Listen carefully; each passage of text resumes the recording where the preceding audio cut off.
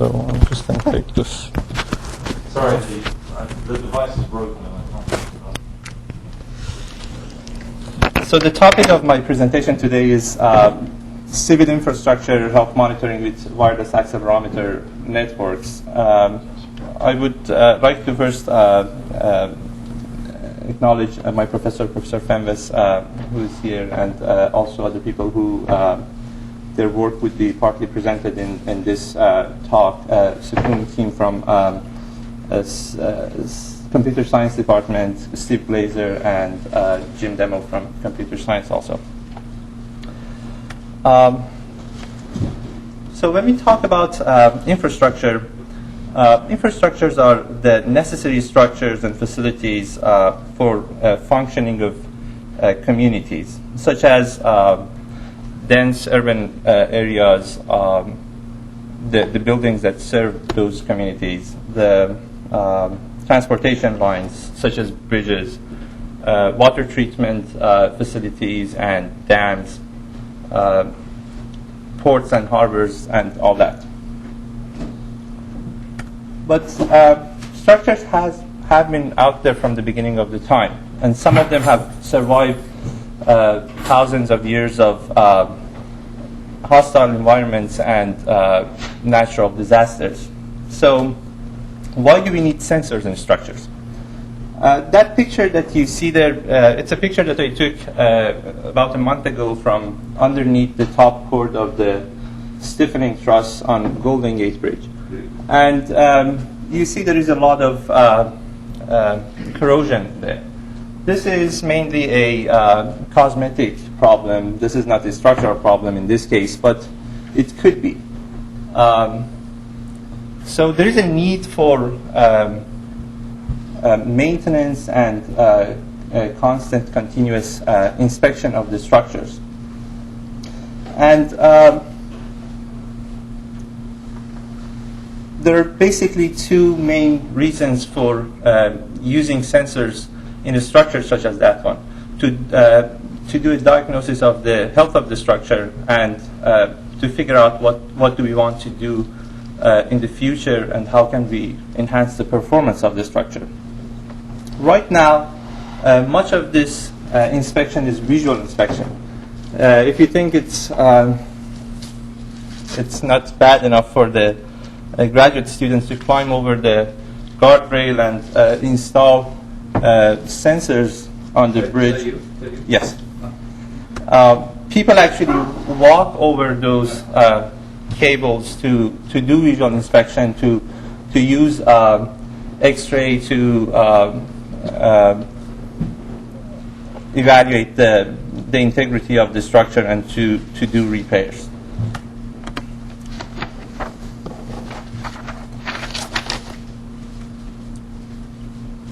Natural disasters have been the predators of the buildings from the beginning of time.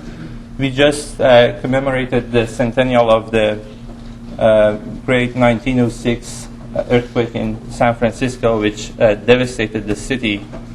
And unfortunately, that hasn't been the last one. Only 17 years ago, San Francisco was hit by another earthquake, the Loma Prieta earthquake, which at the time was the most costly natural disaster in the United States. So the question how can we deal with this problem, deal with the forces that the nature puts on the structures? There are two main design philosophies. The first one, the traditional design philosophy, is based on balancing the estimated loads and the structural resistance, and have a little more of structural resistance, and hoping that this balance would remain for the life of the structure. However, there is another approach to the structural design, which is called performance-based design, which is based on accepting a acceptable, basically, level of damage in the structure, which is called the performance level. So some structures, such as the Bay Bridge, should be able to be functioning immediately after the earthquake, whereas some other structures can sustain some structural damage, and that should still be okay. In general, we can divide the structures into three categories. Traditional structures, such as this one, Corey Hall, where the design has been based on that balance, that equilibrium. The structure can absorb some energy, but there is no specific mechanism for doing so. Then there is the extension of this kind of traditional structure. These are the passive structures, such as earth mining, where we have some equipment, some facilities basically in the structure to absorb some energy and to combat earthquake or other lateral forces. And then there is a third group of structures, active and semi-active structures, or smart structures, which are the fusion of two main ideas, sensing and actuation. All these three categories of structures can benefit from sensors. Basically, having more information leads to better decision making for future performance of the structure. At the minimum, all of these structures or colonies of structures can benefit from this extra information that can be gathered by sensor networks to prioritize search and rescue, to find out about the location and severity of the damage in the structure, and to help the engineers to retrofit and repair those damages. But in a specific, smart structures can use from this extra information much better. By smart structure, we mean a structure that can sense itself and can react to that extra information that comes from the sensing accordingly to better its performance. And from those two design philosophies, traditional. When you said the word react, do you mean control in real time or react afterwards? Or? Yes, control real time. Sure, okay. Yes. Yeah, and from those two design philosophies, performance-based design provides the intellectual framework that can use this information, that provides some value to this additional information.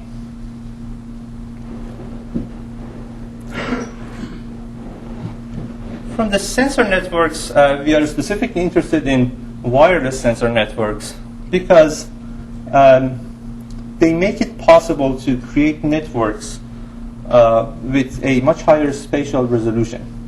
And this is an important aspect of the wireless sensor networks. The wireless sensor networks basically free us from the constraints of power and communication availability, and make it possible for the sensors to be basically thrown out in a structure at any place that we need it to be. This higher spatial resolution could lead into model updating of the structure, having a model of the structure that can be updated as the stream of data comes in, which in turn can lead into predicting structural response in the future. One of the main applications of wireless sensor networks is in structural health monitoring. Structural health monitoring is to assess the state of structural health and to detect changes that can affect the structural performance. Specifically, there are two categories in structural health monitoring: disaster response and continuous health monitoring.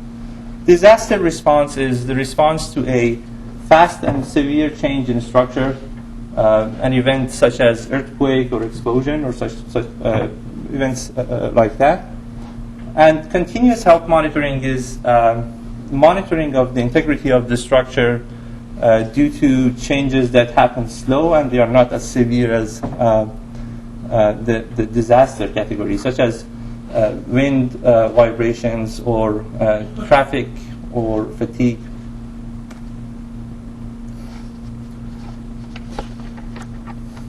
Now, besides the sensor network, there is also another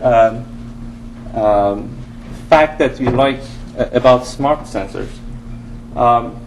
Smart sensors are sensors that have onboard processing capability. The board that you see up there, it's a board that was designed here at Berkeley for structural engineering applications. It's an accelerometer sensor board. It has some computing or processing capability if a mica board, for instance, is attached to it. And the one that you see down there is a traditional sensor with no computation capability. It can just sense the accelerations and stream it through the wire. So this extra processing capability has some great advantages. One of them is it improves energy consumption of the sensor and the network. And this is an important thing, especially for the wireless sensor networks, because energy consumption is a main issue for anything wireless. It can provide some digital filtering capabilities. So aggregation and analysis can be done on board, which in turn can provide some leeway to doing distributed system identification, which means pushing the system identification process into the network instead of having it all done at a central place. And also local damage detection, which is important in structural health monitoring. Some of the challenges to using wireless sensor networks in structural health monitoring are listed here. The first one, and which is one of the most important ones, is the problem of the scalability of the network and algorithms. The algorithms that are currently used in structural health monitoring, most of them require all of the data to be collected at one central place, and all of the analysis needs to be done over the whole data. This is a problem, an algorithm scalability problem in and of itself, because large networks produce a lot of data, and that makes it really that makes the algorithms really slow. We had some examples of having networks of 15 or 20 sensors, and when we wanted to process the data, it would take hours. Just imagine if the network was tenfold larger or 100-fold larger. But that scalability problem with the algorithm, it leaks over to the network scalability problem. Because if you want to have all of the data at one place, all of the data needs to be pushed through the network, flow through the network, and the network has a communication bandwidth limit, which makes it hard for the network to grow itself.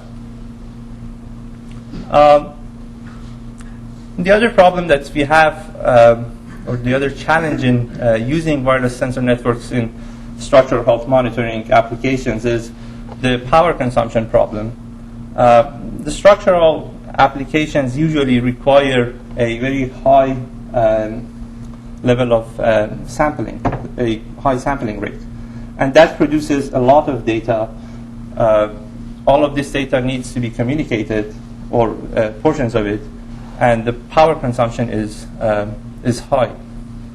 The time synchronization problem, which is a problem in many other applications of wireless sensor networks, is specifically a problem, a tighter problem in structural health monitoring applications, again because of that high sampling rate.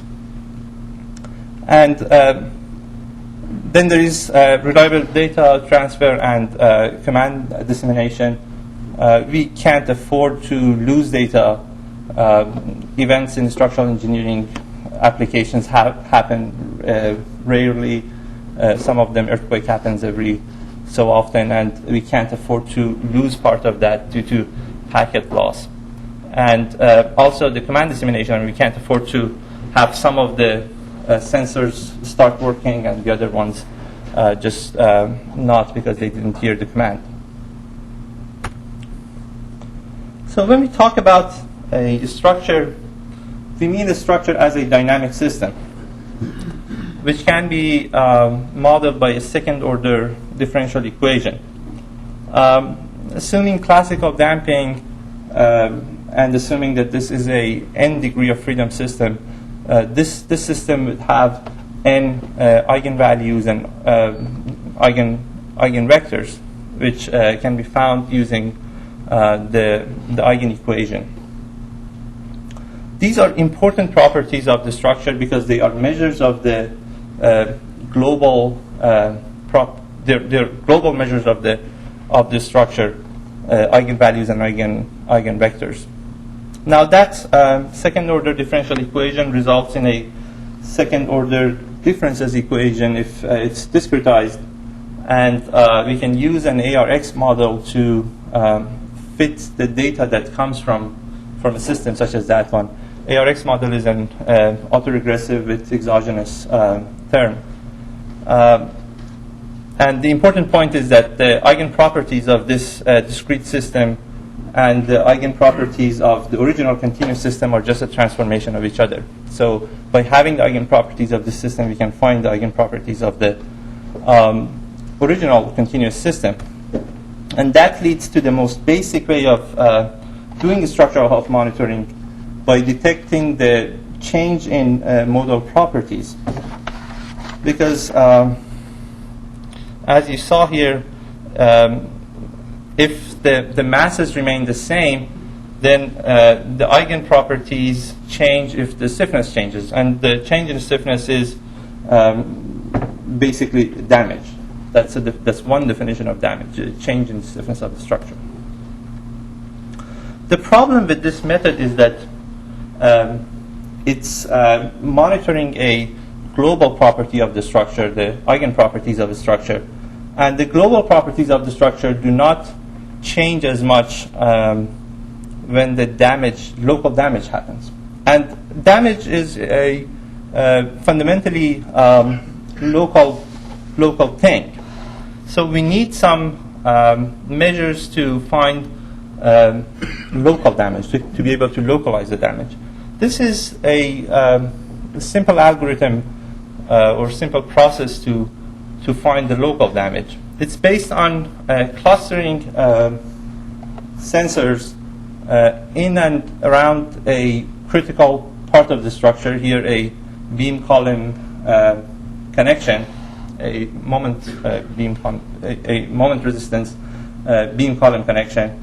And it's based on looking at the regression coefficients between the signals that are collected by each sensor.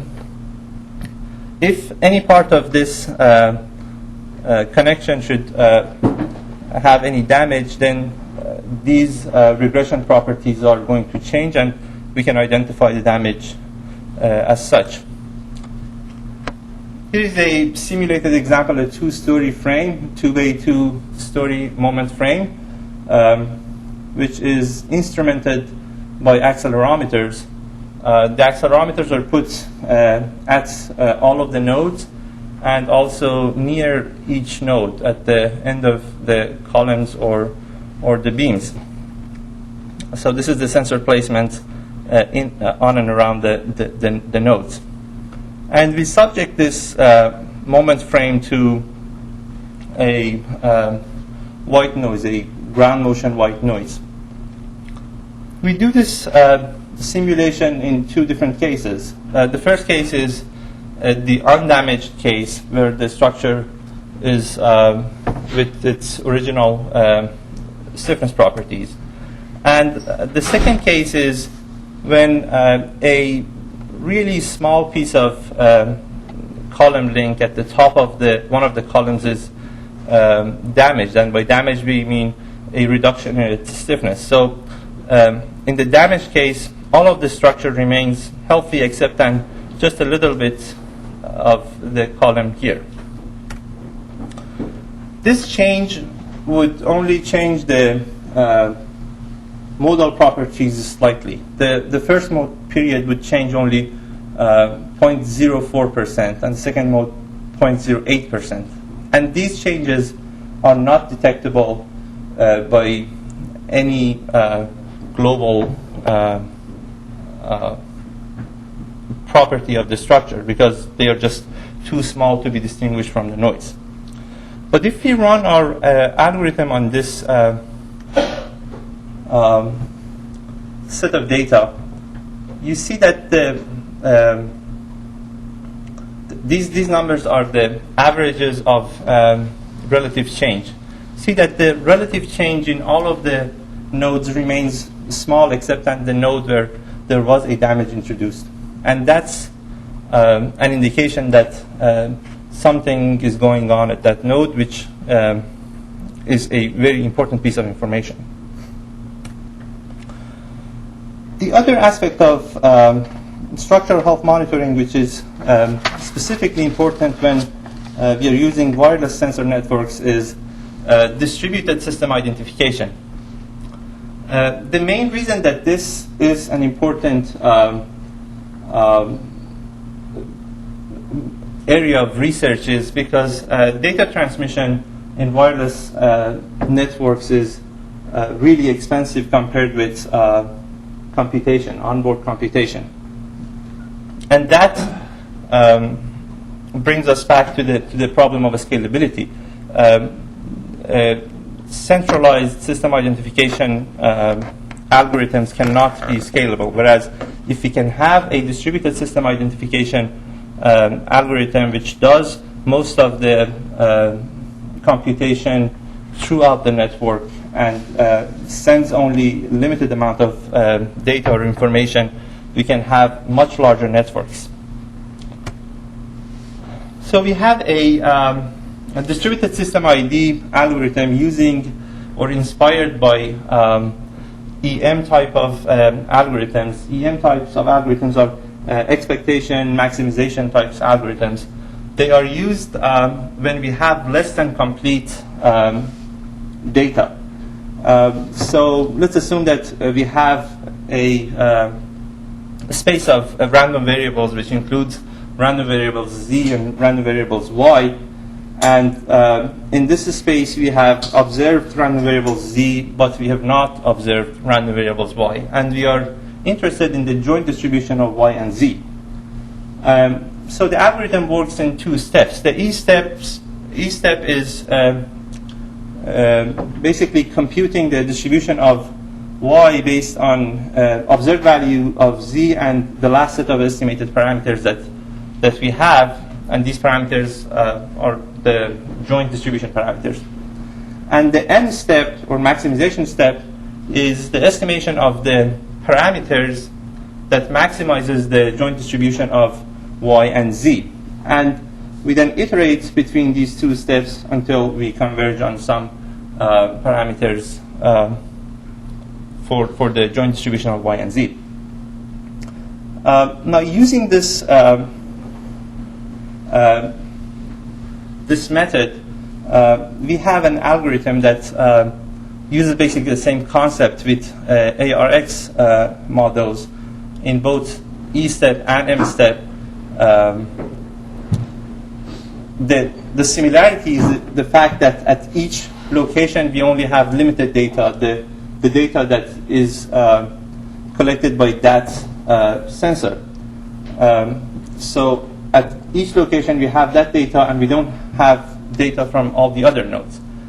So we do our estimation at that point, and then we pass the model to the next node, and the next node does the same thing, and we go through the network, and after some iterations, we get the we converge to the model. So here is a simulated example of of an application of this model. It's a 5-story shear building. It has some mass, some stiffness and damping properties. And we run the two algorithms on this simulated example. The first algorithm is the traditional way of distributed system identification, where we use all of the data. And the second one is where each node only knows its own information and the ground accelerations, and they don't communicate much beyond that with each other. And so the building or the model is subject to some white noise ground excitation, and here's the result. So this graph shows the first natural modal vibration. Up there you see two frequencies. The first frequency is the frequency that's been estimated using the concentrated system identification algorithm. And the second is the one that's estimated using the distributed system ID algorithm. And you see that they match exactly. And here there are, in fact, two lines that overlap each other. The red one that you see is the result of the traditional system ID, and the other one, blue one, which is underneath that, it's the result of distributed system ID. So that's the first mode. This is the second mode. We see again a very good match, exact match. The third mode is where we start seeing some differences in the mode shape, and also a slight difference between the estimated frequencies. The fourth mode and the fifth mode. Note that these are extremely good matches in system ID area, noting that there is a considerable amount of noise involved in all of the data. So enough about the algorithms and simulated examples. We came up with a accelerometer sensor board that I showed you the picture of earlier, and we've deployed that accelerometer board, or a network of those accelerometer boards, on a few structures, including this one over I-80, the footbridge, the pedestrian footbridge over I-80. So this particular deployment was a deployment of 13 nodes on the bridge. So this is the plan of the bridge, basically. A few boards on the southern side of the bridge, a few on the northern side of the bridge, and we collected some data, ambient vibration data, and we compared them with an analytical model of the bridge, which was created using SAP, Structural Engineering Program, which is a commercial program for structural engineering. And here are the first three vertical modes of vibration of this bridge. The circles, the blue circles, are the estimated points using the data, and the crosses are the results of the finite element program. And you see that they match very well. The red line is basically just a spline that is fitted to the data, to interpolate the data where we don't have it. This is the second mode. We again see a very good match. And here's the third mode of vibration. Again, a very good match. So we see that we can get the data from a small network of sensors, and we can find the modal properties of the of the bridge under ambient vibrations very well. Why is that a very good match?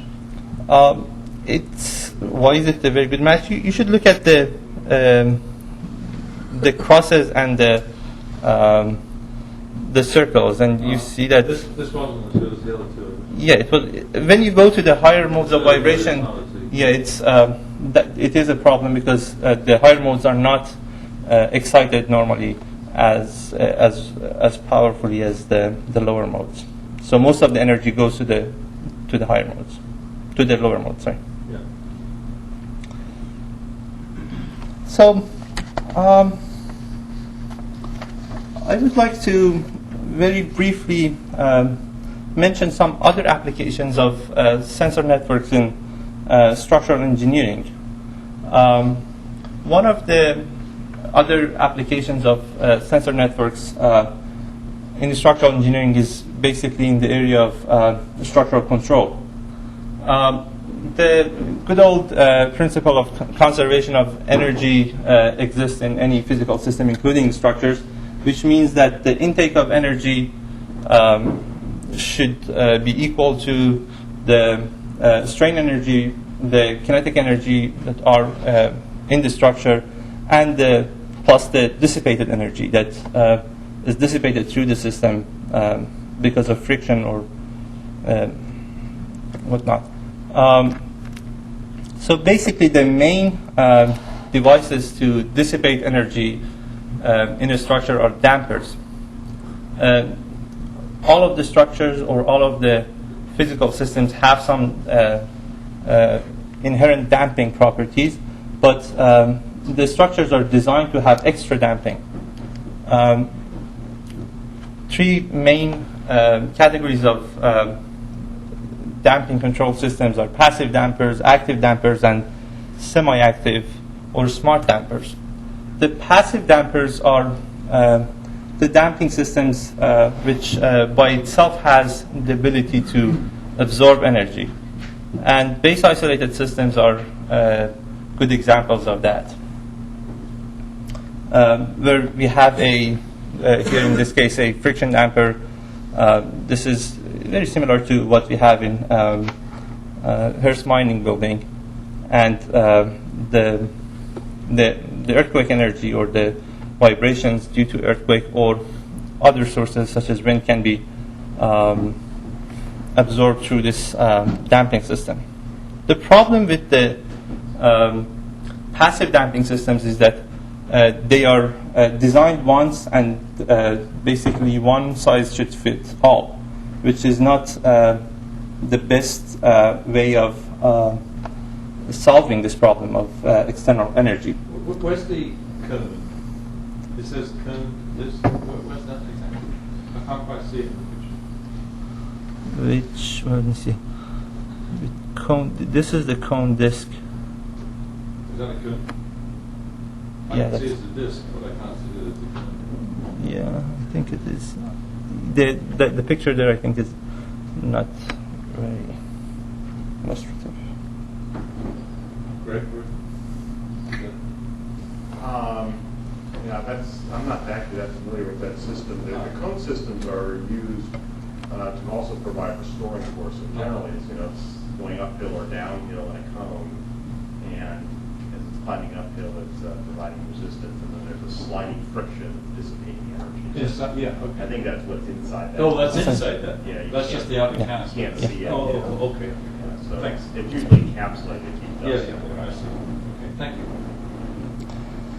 Yeah. So the good thing about the passive systems is that they don't need any external power. They can work by themselves.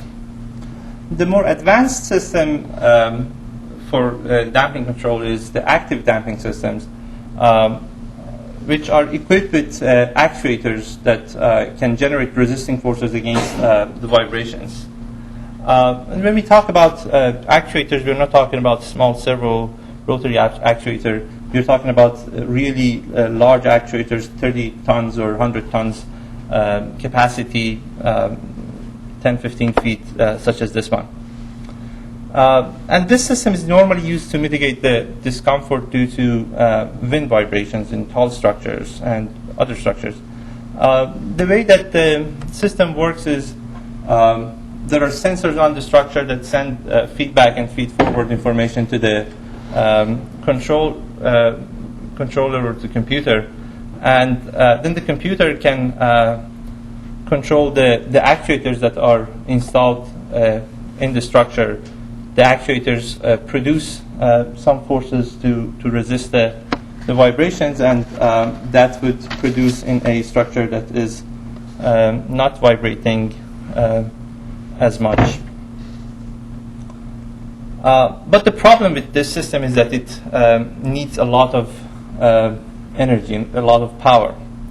There is a third system, semi-active damping system, which is based on the ER fluid or MR fluid damping devices. The electro-rheological and magneto-rheological fluid materials are basically free-flowing linear viscous fluids which would change state as soon as they are subject to electric or magnetic fields. And they become semi-solid materials with controllable yield properties.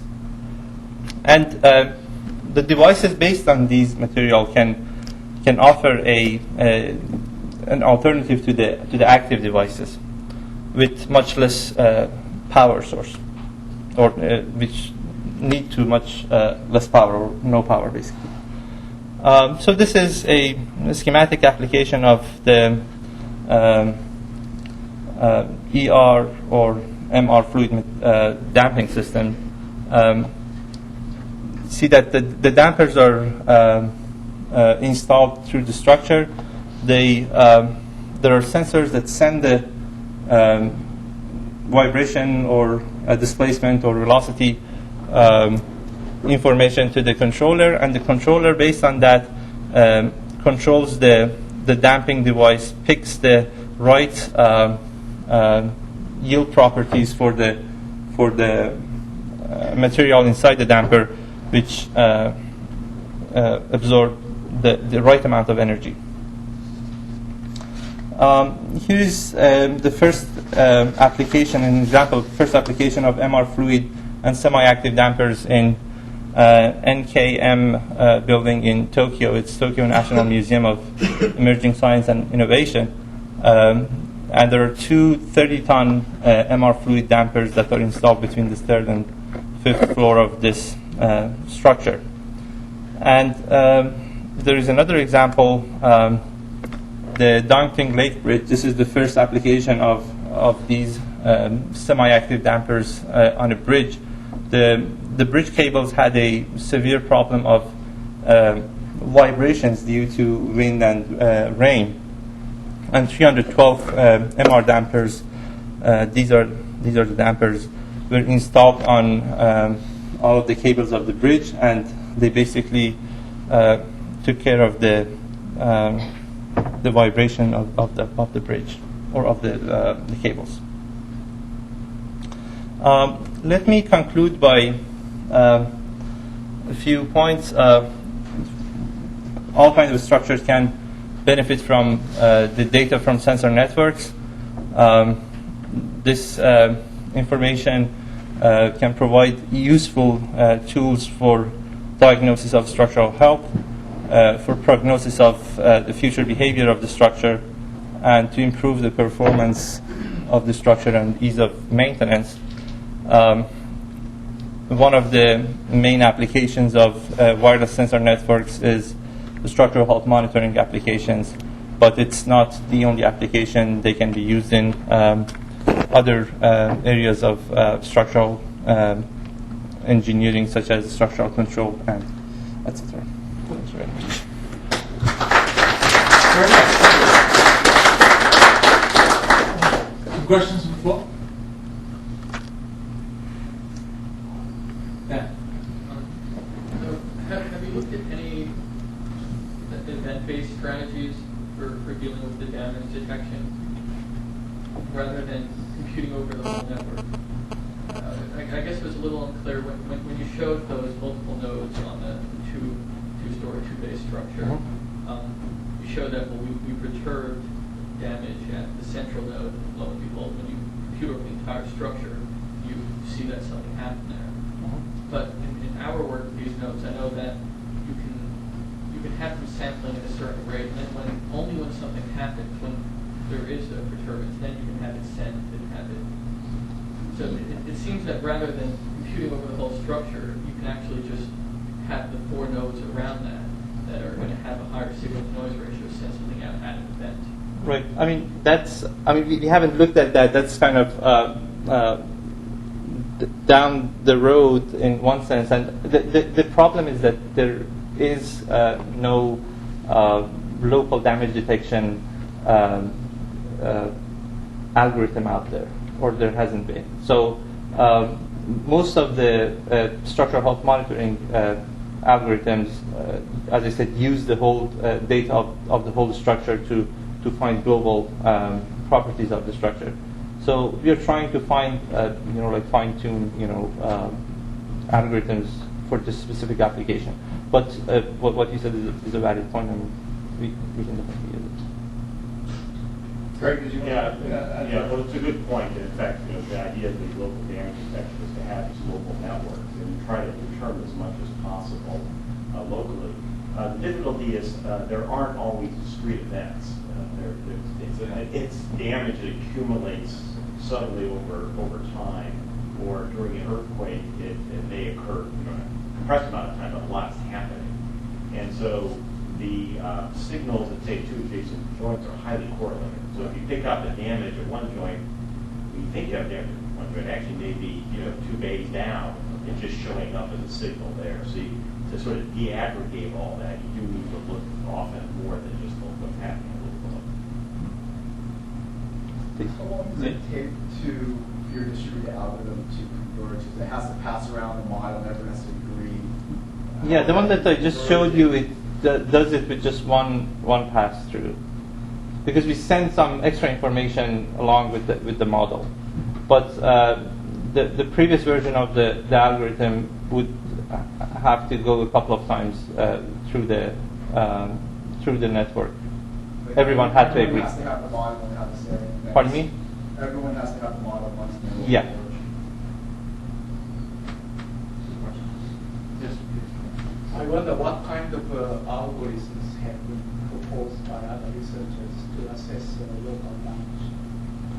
I am not aware of any. There are some DLV algorithms which are based on load vectors, but they again look at the overall the global signals, the signals that come from the whole structure. So there aren't that many algorithms out there to do that. So you're using MEMS accelerometers at each node? Yes. How come not strain gauges? That's another alternative. The one that we developed here was accelerometers. They are much more easy to use. They are much cheaper, and that's a pretty standard way of approaching it. And they're not too noisy?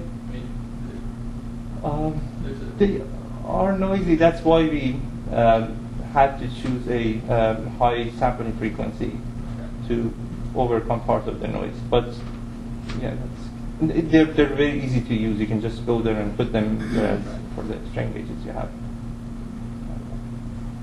More question? I wanted to ask a kind of risky question.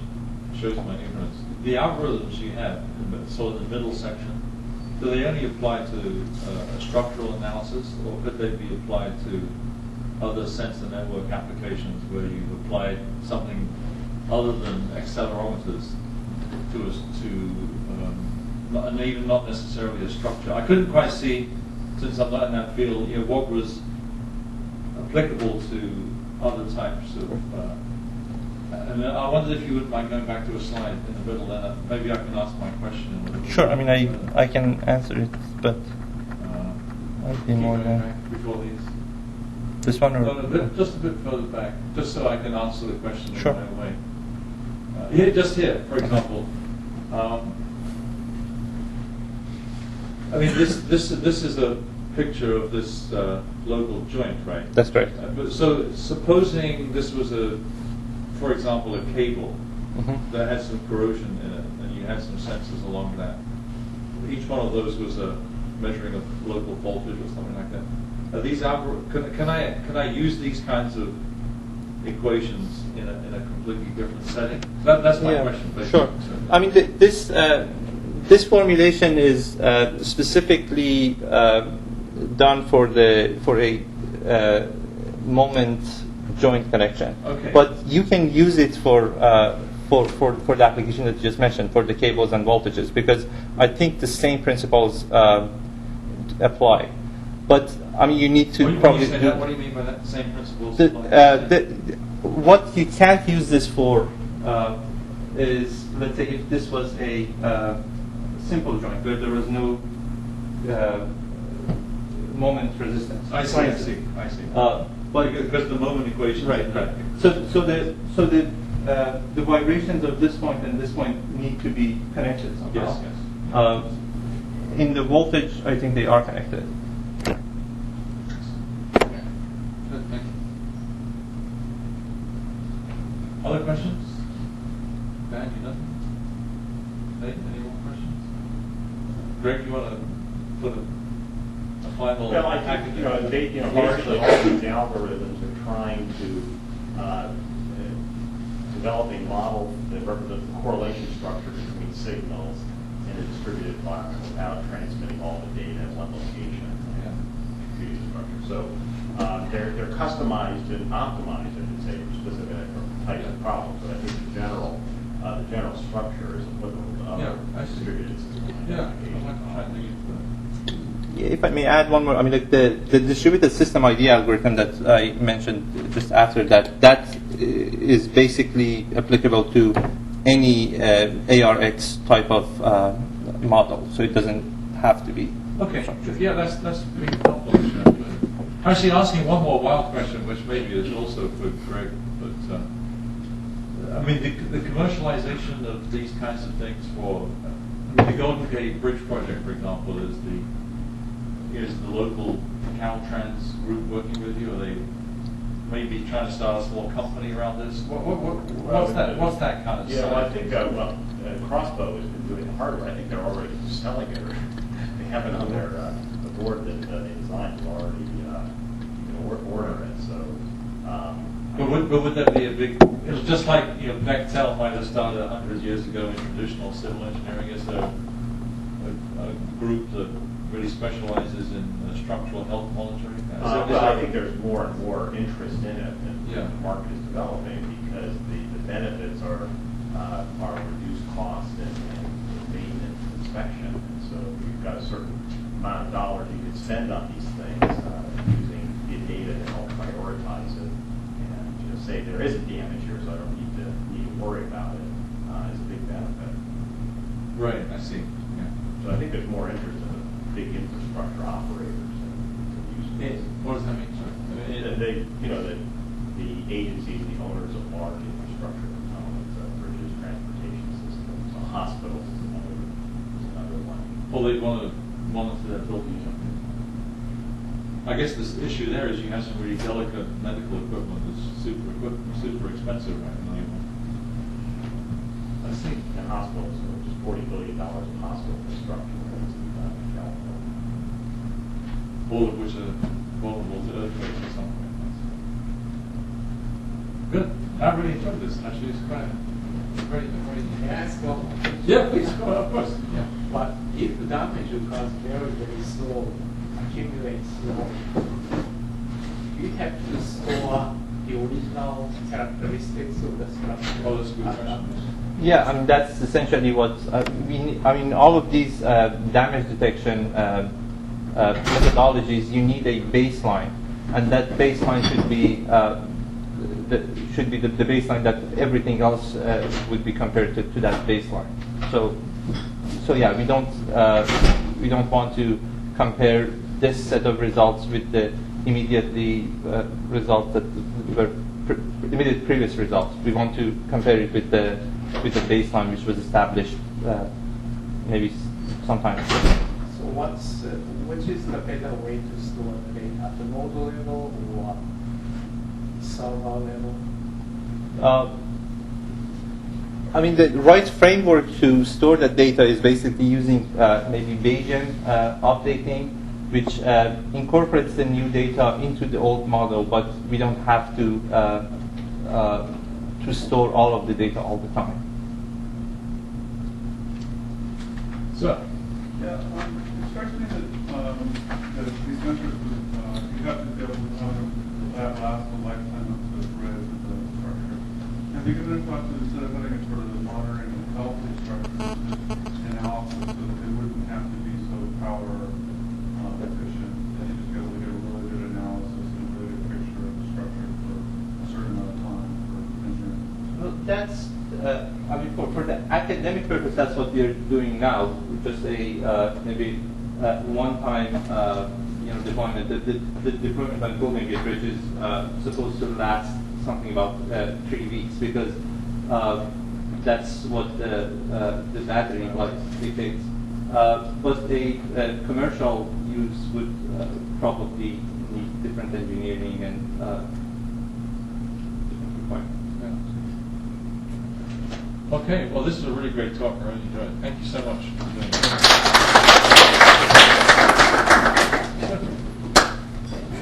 If anybody's interested, there's a big seminar going on all day with Arthur Rosenfeld on energy. The same kind of issue is going on over in Sydney Auditorium.